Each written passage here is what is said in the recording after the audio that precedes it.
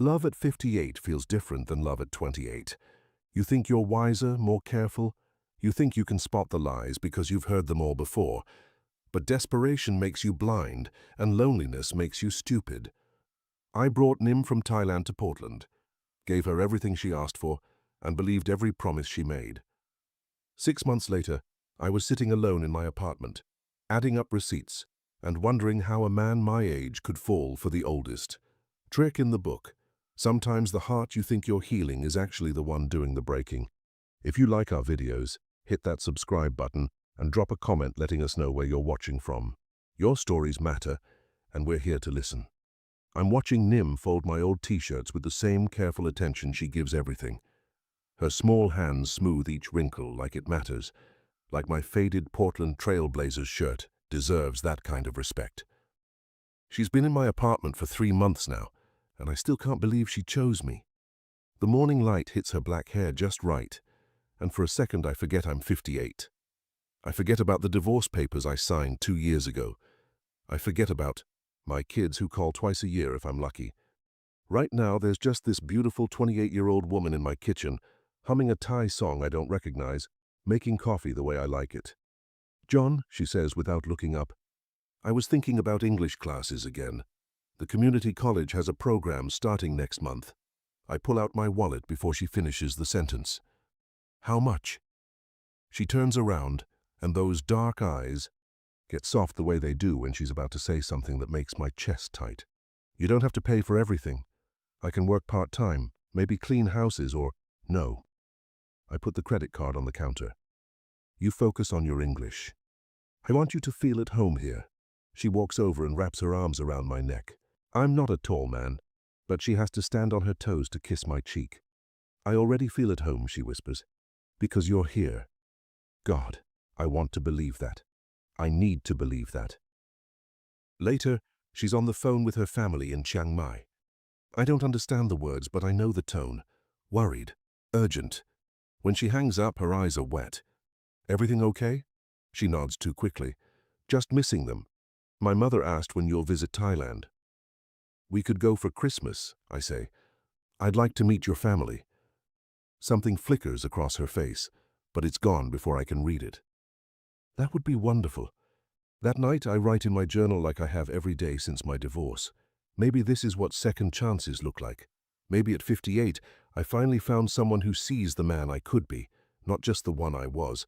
But as I'm falling asleep, I hear her whispering into her phone in the bathroom. The words are Thai, but the tone is different, secretive. When she comes back to bed, she's cold, distant. When I reach for her, she mumbles something about being tired and turns away. I tell myself it's nothing. Homesickness, cultural differences. But something small and sharp settles in my chest, and I can't quite shake it loose. 8 months ago, I was drinking terrible coffee in a cafe near Chiang Mai University, trying to figure out how to put my life back together.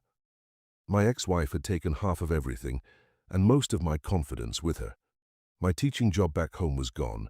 My kids barely returned my calls, and at 57, I felt like a ghost in my own life. That's when I saw her. Nim was sitting alone at a corner table, grading papers with intense concentration. She wore a simple blue dress and had her hair pulled back in a way that made her look serious, professional. When she caught me staring, she didn't look away. She smiled. "You're American," she said when I walked over. "Not a question." "Guilty. I'm John. I teach English here." "I'm Nim. I study English there." She pointed at the university across the street. "Also, I translate for tourists sometimes." We talked for 3 hours. She didn't ask about my age or my divorce or why an American teacher was working for almost nothing in northern Thailand. She asked about books, about travel, about what made me laugh. When I told her about my ex leaving me for someone younger, she didn't give me pity or advice. She just said, "Some people don't know how to see a good heart." That evening, we walked along the Ping River. The sun was setting and vendors were selling flowers to couples walking hand in hand. I felt awkward, too old for romance, but Nim bought 2 jasmine flowers and tucked one behind my ear.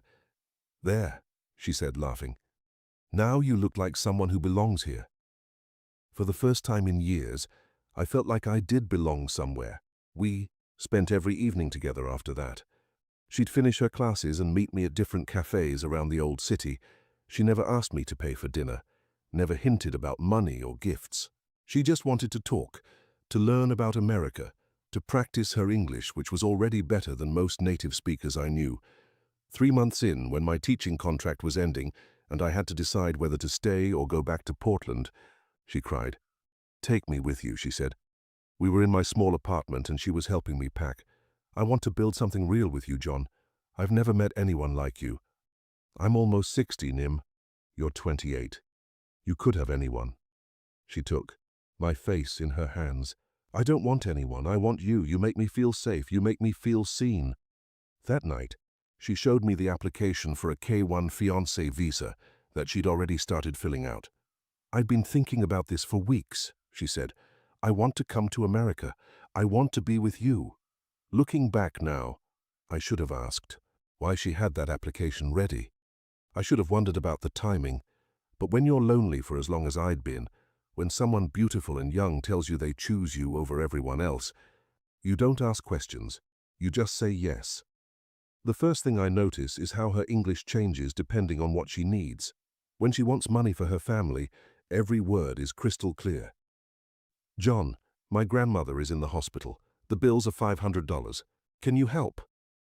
Perfect grammar, perfect pronunciation. But when I ask about her day, about her friends, about the long phone calls that end the moment I walk into the room, suddenly she's confused. "What do you mean?" she says, tilting her head like she doesn't understand simple words we've used 100 times before. It's been 2 months since she arrived in Portland, and small things are starting to bother me. Things I push down because they make me feel like a suspicious, controlling old man. Yesterday I suggested we video call her grandmother in the hospital. Nim's face went white. "Thai hospitals don't allow video calls," she said quickly. "Very strict rules. But last week you video called your cousin from what looked like a hospital room." She stared at me for a long moment, and I saw something cold flicker in her eyes. Then the tears started. "You don't trust me." Her voice broke in. "All the right places. I leave my family, my country, everything I know to be with you. And you think I lie?" I felt like a monster. I held her while she cried, apologizing over and over, promising to trust her more. But that night, lying next to her, I couldn't shake the feeling that those tears had been practiced. This morning I found a second phone in her purse while looking for my reading glasses. "What's this for?" She barely looked up from her magazine. "Cheaper rates to Thailand. My friend told me about this plan." "But your other phone has international calling. This one is better." She took the phone and slipped it into her pocket. "Why you ask so many questions, John? In Thailand, couples trust each other. She's been distant ever since. More time on her phones, both of them, than talking to me. When I suggest we go out, explore Portland, maybe visit the coast, she says she's tired. When I try to be intimate, she's got a headache, stomach problems, or she's worried about her English homework. But I never see her studying. Last night I woke up at 2 a.m. and she wasn't in bed. I found her in the bathroom, whispering urgently into the second phone. When she saw me, she hung up immediately. "Couldn't sleep," she said. "Calling my sister. Time difference. It's 2 p.m. in Thailand right now. She works night shift." Another perfect explanation. Another small lie that might not be a lie. But they're adding up, these small things, like cracks in glass, each one tiny but together, making something that used to be clear look broken. I want to trust her. I need to trust her. Because if I can't trust Nim, if this beautiful woman who crossed an ocean for me is lying about phone calls and hospital visits and sick grandmothers, then what does that say about me? What does that say about how easy I am to fool? She didn't come home Tuesday night. I stayed awake until 4 a.m. calling her phone every hour, straight to voicemail. The recording was in Thai now, not English like it used to be. I paced my apartment, checking the locks, looking out the window, making up stories that got worse with each hour. Car accident, mugging, immigration problems, hospital, kidnapping. By Wednesday morning, I was ready to call the police. But what would I tell them? My girlfriend went out and didn't come back. She's 28 years old, not a missing child. Adults are allowed to disappear if they want to. She walked in Wednesday afternoon like nothing happened. Where were you? I tried to keep my voice calm, but it came out strangled. I stayed with my friend Nina. She said it so casually, hanging her purse on the hook by the door. My phone died, and she doesn't have iPhone charger. Who's Nina? You've never mentioned her. I meet her at English class. She's from Laos, very nice girl. Nim kicked off her shoes and headed for the kitchen like this was normal, like I hadn't spent 18 hours imagining her dead in a ditch. But her clothes smelled wrong. Men's cologne, sharp and expensive. Not the cheap body spray some college kid would wear, something older, more sophisticated. Nim. I followed her to the kitchen. Look at me. When she turned around, I saw it. Guilt. Just for a second, flickering across her face like a shadow. You're acting strange, John. Why so many questions? Because you disappeared for 18 hours without a word. I told you I was with Nina. My phone died. Then why couldn't you call from her phone? Or come home to get your charger? I was worried sick. Her face changed. The confusion was gone, replaced by something harder. You want to control me, John, just like my ex-boyfriend in Thailand, always asking where I go, who I see, what I do. I'm not trying to control you. I was scared something happened. Nothing happened. I was with friend. She started crying then, but the tears felt different than before. Calculated. Maybe I make mistake coming here. Maybe you don't really want girlfriend, you want pet. And just like that, I was apologizing. I was holding her, promising to trust her more, begging her not to leave. She let me comfort her, but her body stayed stiff in my arms. That night she slept, turned away from me. And when I woke up at 3 a.m. to use the bathroom, I noticed she'd changed the passcode on both her phones. In the morning, I found a receipt in her jeans pocket while doing laundry. Dinner for two at a Thai restaurant downtown. Tuesday night. The E. Same night she was supposedly at Nina's with a dead phone. The receipt was for $67. I've never spent that much on dinner in my life. Someone else paid for her meal Tuesday night. Someone who orders expensive wine and tips 20%. Someone who isn't me. I wasn't trying to snoop. That's what I tell myself as I stare at her phone screen. But we both know it's a lie. She's in the shower, singing that same Thai song she always hums. Her phone buzzed on the nightstand, and I saw a message in Thai with a photo attached. A young man's face, maybe 25, with a wide smile and fashionable haircut. 3 heart emojis after his name. My. Hands shake as I screenshot the conversation and run it through Google Translate. Him. Miss you, baby. When are you coming back to me? Her. Soon, the American is almost ready. Him. How much longer? I'm tired of waiting. Her. Few more months. His visa application takes time. Then I get green card and come home. Him. What if he finds out? Her. He won't. He's too lonely to ask the right questions. The shower is still running. I take pictures of the whole conversation, my heart hammering so hard I can barely hold the phone steady. When she comes out, wrapped in my old bathrobe, I'm sitting on the bed with her phone in my hands. Who's Cayman? She doesn't even flinch. No surprise, no panic, no rush to explain. She just looks at me with those dark eyes and decides something. You went through my phone. Who is he, Neem? She sits down at the vanity and starts brushing her wet hair like we're discussing the weather. Someone I knew before. Your boyfriend, ex-boyfriend. We broke up before I met you. He says he misses you. You told him I'm almost ready. Ready for what? Now she turns around, and her face is completely different. Cold. Calculating. Like she's deciding how much truth I can handle. You knew I had a life before you, John. I didn't come from nothing. Are you still in love with him? She laughs, but there's no humor in it. Love? You think this is about love? The way she says it makes my blood freeze. What's it about then? She stands up and walks over to me. For a moment I think she's going to touch my face, maybe lie some more, maybe cry and make me feel guilty for doubting her. Instead, she says, You brought me here. You signed papers saying you'll take care of me. You can't just throw me away. Now because you don't like what you found. I'm not throwing you away, I'm asking you to be honest. Honest? She tilts her head like she's considering it. Okay, honest is I'm 28 years old and beautiful, and I could have any man I want, but I chose you because you were safe, because you were grateful, because you asked fewer questions than the others. The others? Did you think you were my first American John?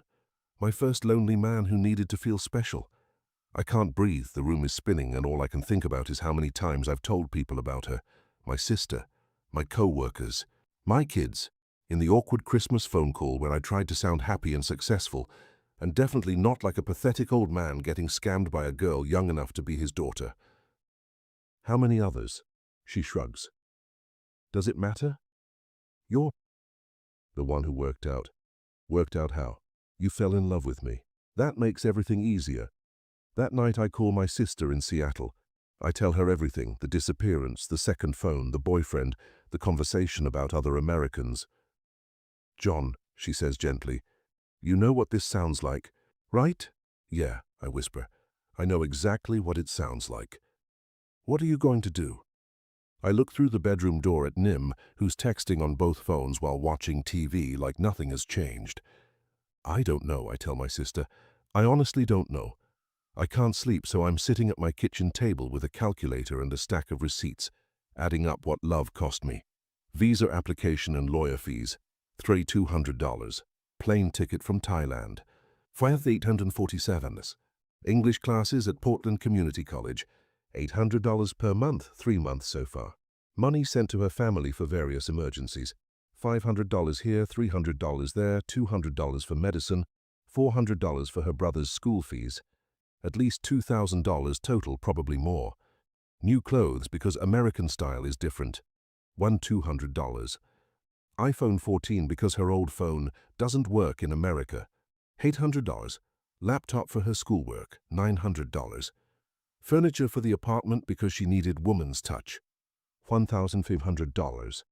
The calculator shows $12,247, but that's just money. That's not the dinners where I listened to her practice English.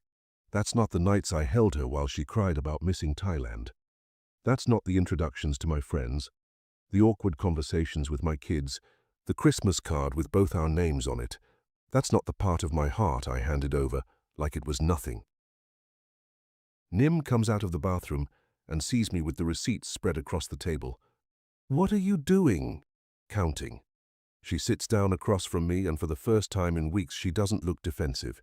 She looks curious, like she genuinely wants to know what I'm thinking. Counting what? What this cost me? She picks up one of the receipts. Dinner at her favorite Thai restaurant, $85 for 2 people, mostly because she ordered 3 appetizers and the most expensive curry on the menu. Everything is about money with you Americans, she says, but her voice is different, tired. I gave you my heart, my body, my time. I left my country for you. What is that worth? I don't know, Nim. You tell me. What's it worth to you? She's quiet for a long time, studying the receipts like they're written in a language she's trying to understand. You want me to say I love you, she finally says. I want you to tell me the truth. The truth is complicated. Try me. She looks up, and for a second I see something real in her face, something vulnerable and maybe even sad. The truth is, I never planned to fall in love with anyone. Not you, not Cayman, not anyone. Love makes things messy. Love makes you weak. So you don't love me. I don't know what I feel for you, John, but I know what I feel for him.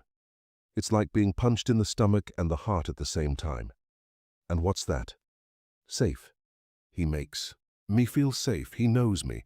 He knew me before I had to pretend to be someone else. You don't have to pretend with me. She laughs, but it's not mean. It's almost gentle. Yes, I do. You want a girlfriend who thinks you're handsome and smart and funny. You want someone who makes you feel young and desirable and chosen. If I showed you who I really am, tired and scared and just trying to survive, would you still want me? I want to say yes, but the word sticks in my throat. Because she's right. I didn't fall in love with a real person. I fell in love with a performance. I thought so, she says quietly. So we both got what we needed for a while. And now?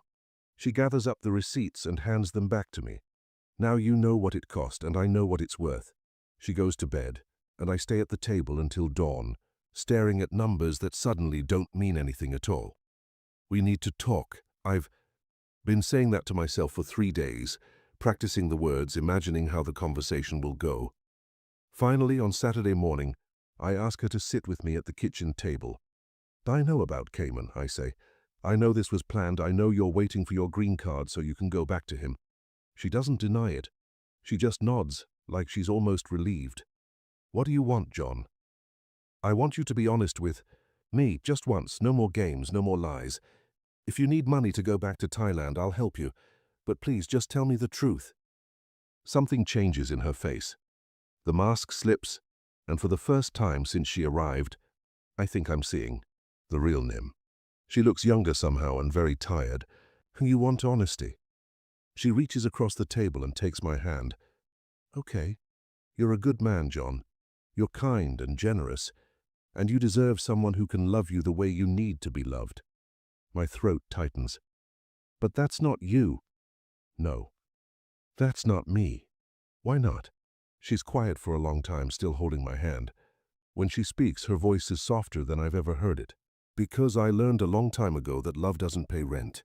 Love doesn't send money to your family when they're hungry. Love doesn't get you a visa to a country where you can build a better life.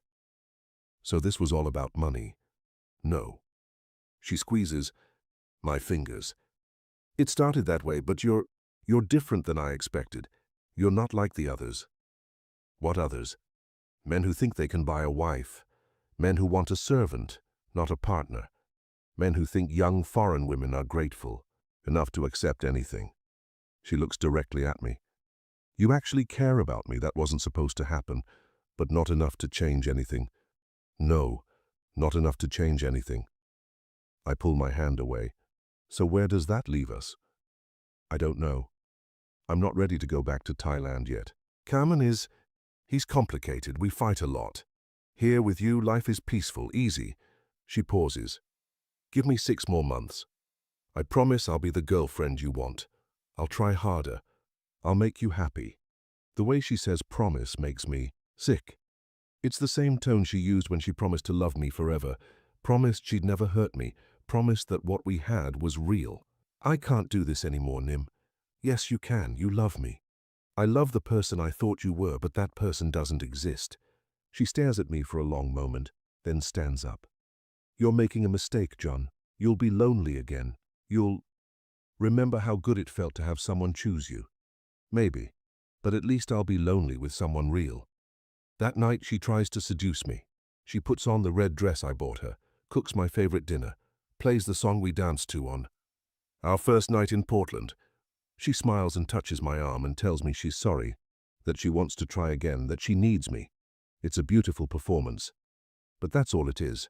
I sleep on the couch for the first time since she arrived. In the morning, I wake up alone. The apartment is too quiet. I know before I get up from the couch, before I check the bedroom, before I look in the closets, Nim is gone. Not just out running errands or visiting her mysterious friend Nina. Gone. Her clothes are missing from our shared dresser, her makeup cleared from the bathroom counter, the laptop I bought her, the phone, the expensive winter coat, all gone. The only trace she ever lived here is the lingering smell of her perfume and a note on the kitchen counter. John, thank you for everything. I'm sorry it had to end this way. You deserve someone who can love you the way you need. Take care of yourself. Nim, no explanation, no forwarding address, no phone number where I can reach her. I call her cell, disconnected. The second phone goes straight to a voicemail message in Thai. I check my bank account on my phone, expecting to see it drained, but she didn't take any money. Every dollar I earned teaching English to adult learners at the community center is still there. Maybe that's her way of saying she's not completely heartless. Maybe she just knew I'd already changed all my passwords. I sit in my empty apartment and try to feel something. Anger, sadness, relief. But there's just nothing. Like I've been hollowed out and left to figure out what's supposed to fill the space. My phone rings. It's my sister. How are you doing? She's gone. Oh, John, I'm sorry. Don't be, it's better this way. Is it? I look around the apartment. My books are back on the shelves where I like them. The TV isn't tuned to Thai dramas. The kitchen smells. Like coffee, not the fish sauce she put in everything. The quiet feels different now, not lonely, just peaceful. Yeah, I tell my sister. I think it is. What will you do now? I don't know, live, I guess. Figure out who I am when I'm not trying to make someone else happy. After I hang up, I realize something that should probably scare me, but doesn't. I never really knew her. Not her real last name, not her actual address in Thailand, not even if Nim was her real name. For 6 months I lived with a beautiful stranger who told me exactly what I needed to hear. I pour myself a cup of coffee and sit at the kitchen table where we had our last conversation. The receipts are still in a neat pile where I left them. $12,247 for 6 months of feeling wanted. It seems like too much and not nearly enough at the same time, but as I'm sitting there, watching the morning light fill my quiet apartment, I realize something else. For the first time in 2 years, I'm not lonely. I'm just alone. And those are very different things. It's been 6 months since Nim left. I'm not angry anymore. Not at her, not at myself, not at the universe for making love so complicated when you're pushing 60. I understand now what my sister meant when she said I was ripe for this. After my divorce, after my kids grew up and moved away, after years of feeling invisible in my own life, I wasn't looking for love. I was looking for proof that I was still worth loving. Nim saw that need from across a cafe in Chiang Mai, and she knew exactly how to fill it. She made me feel special, chosen, desired, but I was never special to her. I was just available. I don't think she was evil. Maybe she was just desperate in her own way, trying to survive in a world that didn't give her many options. Maybe she really did need money for her family.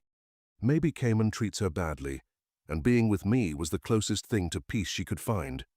I was a solution to her problems, the same way she was a solution to mine. The difference is, I fell in love with the solution. She just used it. So, strange thing is, I'm grateful for that now. Not for the lies or the money or the way it ended, but for what it taught me about the difference between being needed and being loved. I'm dating someone now. Her name is Susan, and she teaches 4th grade at the elementary school where I volunteer on weekends.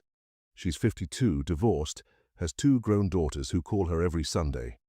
When she smiles, I can see her whole history in her eyes. The marriage, that didn't work out. The years of raising kids alone, the quiet strength it takes to start over at 50. There's nothing exotic about Susan. She doesn't make me feel young or special or chosen over other men. She doesn't need me to rescue her or fund her dreams or prove my worth with credit card receipts. What she offers is simpler and infinitely more valuable. She's real. When Susan tells me about her day, I believe her. When she says she'll call, she calls. When we make plans, she shows up. She pays for her own coffee, drives her own car, and has opinions about movies and politics and where to spend vacation days. She doesn't make me feel like a hero. She makes me feel like a partner. Last week she met my sister when she was visiting from Seattle. Over dinner, my sister asked how we met. Online dating, Susan laughed. Can you believe it? 2 middle-aged people swiping right like teenagers. What? Made you message John? My sister asked. Susan looked at me and smiled. His profile was honest. He didn't try to sound younger or richer or more interesting than he is. He just sounded real. After my sister left, Susan and I were washing dishes. In my kitchen, the same kitchen where Nim used to sit and text her boyfriend while I cooked dinner. Can I ask you something? Susan said. Anything. That woman who lived here before, the one from Thailand, do you ever miss her? I thought about it for a long moment. I miss the way she made me feel, but I don't miss her because I never really knew her. And how do I make you feel? I turned to look at Susan, really look at her. Her graying hair pulled back in a ponytail, her reading glasses hanging from a chain around her neck, her hands that show 52 years of working and raising children and building a life without anyone's help. Like myself, I told her. You make me feel like myself. She nodded like that made perfect sense. Good. That's who I want to be with. It's not exotic or thrilling. It's not the kind of love story they make movies about. But it's real, and real is enough. Real is everything. Sometimes late at night when I can't sleep, I wonder what happened to Nim. Did she go back to Cayman? Did she find another lonely American to take care of her? Did she ever find whatever she was really looking for? I hope she did. I hope she found peace or love or at least a life that doesn't require her to pretend to be someone else. But mostly I don't think about her at all anymore. Because the best thing about loving someone real is that you don't have to spend your time wondering if any of it was true. You already know it is. The heart you think you're healing might be the one doing the breaking. But sometimes you have to break completely before you can build something real.